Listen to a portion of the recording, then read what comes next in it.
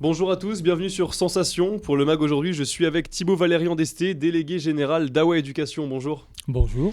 Donc pour présenter un petit peu, AWA c'est un projet de création de centre mondial d'éducation citoyenne par le divertissement. L'objectif de cette association c'est de permettre aux populations de mieux appréhender les grands enjeux de la société, donc tout ce qui est sociologie, racisme, etc. par exemple. Donc pour rappel, l'éducation citoyenne c'est l'éducation pour tous les âges, toutes les classes sociales et pour tous les pays. Donc avant de rentrer plus dans les détails, comment est né ce projet et pourquoi ?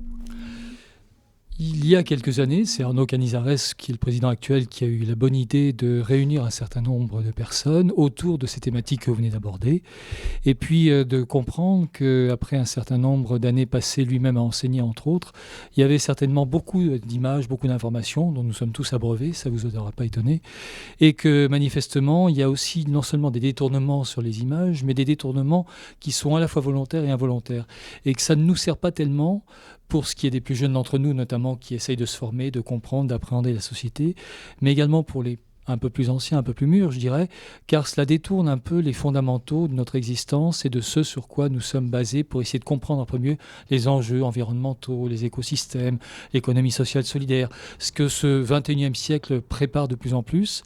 Et donc, AWA, c'est un ensemble qui est né un peu de ces constats, en essayant de voir de quelle manière pour apporter des solutions, agréger des projets, car ce n'est pas un seul projet, c'est un nombre de projets qui peuvent à la fois s'y fonder et en même temps y trouver leur place et s'y développer en fonction des personnes qui viennent y participer, bien nécessairement. Donc voilà, c'est un peu comme ça que ce constat est né.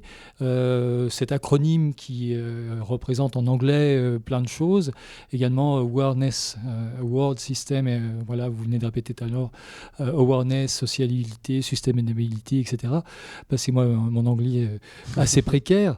Donc ça permet d'essayer d'apporter des propositions de réflexion également par l'image, mais l'image étant quelque chose de global et de générique qui est captable et compréhensible dans tous les pays et qui est moins confronté aux problématiques de la langue, même si maintenant, progressivement, avec l'IA, on arrive à des perspectives de traduction qui seraient quasiment parfaites.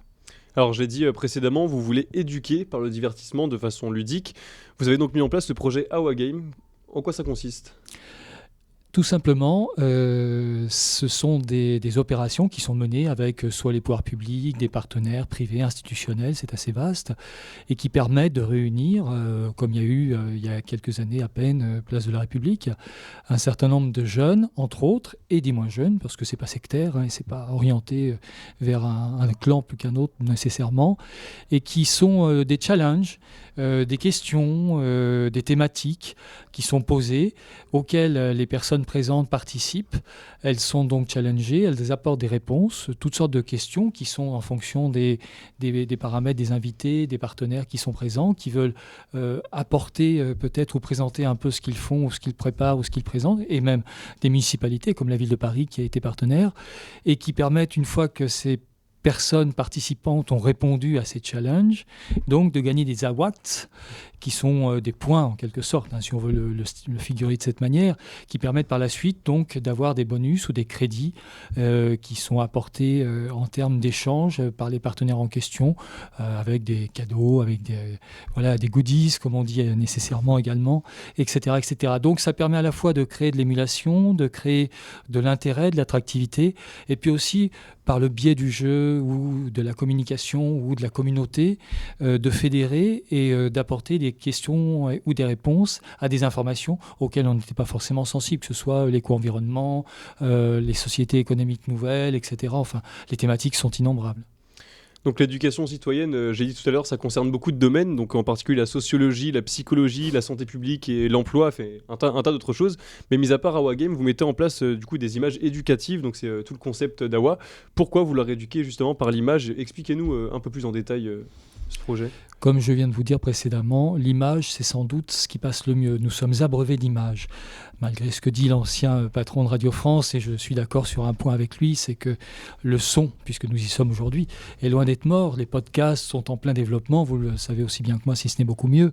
Et donc tout ce qui est j'allais dire, autre que l'image, a tout son point d'intérêt, bien nécessairement. Mais l'image, nous sommes abreuvés d'image tous les jours. On a tous des téléphones portables, on a tous encore des télévisions quand même, on a tous des tablettes, etc. On est tous en train de les consulter, regarder dans la rue. Les gens qui vous rentrent dedans parce qu'ils sont en train de regarder autre chose, etc. Ils sont en train de marcher, bon voilà, ça arrive tous les jours. Donc nécessairement, on est focalisé sur ce point d'ancrage qu'est l'image. Donc l'image, c'est en fait une façon d'attirer l'intérêt, l'attention, et puis c'est aussi un vecteur de communication rapide. Car maintenant, nous sommes, malheureusement ou pas, mais c'est comme ça, nous sommes dans une société de consommation ultra rapide.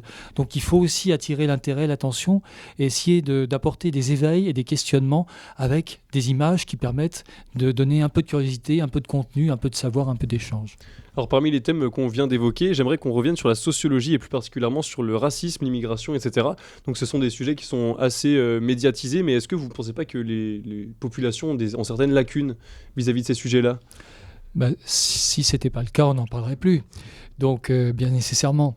AWA, c'est une association, c'est une petite structure qui est fédérée avec des projets, des porteurs de projets, avec des partenaires, avec évidemment un certain nombre de personnes qui sont engagées.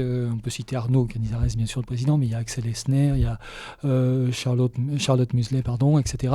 Il y a un certain nombre d'autres personnes qui portent des projets au sein de la structure. Et donc, le fait d'apporter... non pas la contradiction, mais d'apporter une nouvelle visibilité et en même temps de créer l'échange, de le porter avec pragmatisme et sans a priori et surtout sans dogmatisme si possible. C'est aussi un des enjeux de cette association nécessairement. Elle n'est pas partisane.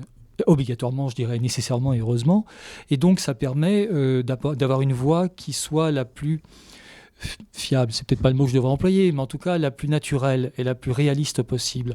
Donc ce qui est bien, c'est de reciter et de resituer au cœur des propos les individus par rapport à leurs pensées et à ce qu'ils sont vraiment. Ça permet de donner la parole. Alors d'après des chiffres qui datent de 2018, donc sur votre site internet, un tiers des personnes qui ont essayé AWA Game n'étaient pas engagées sur l'écologie, et parmi du coup ces un tiers, 81% disent avoir changé au moins une de leurs habitudes du quotidien. Qu'est-ce que ça représente pour vous une telle prise de conscience ?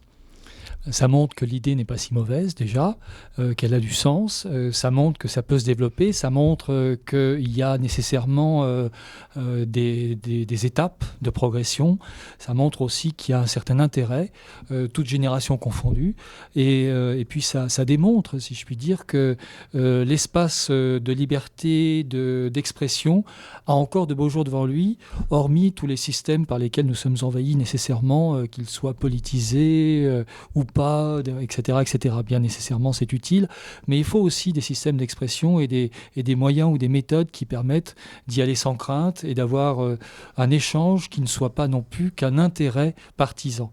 Donc ça montre que des personnes diverses, de tous âges, sont de plus en plus concernées quand on les appréhende et quand on leur permet par ce biais, par ces systèmes-là, par ces mécaniques et les partenariats qu'on essaie de développer, eh bien ça montre qu'il y a de l'intérêt et qu'il y a de la participation.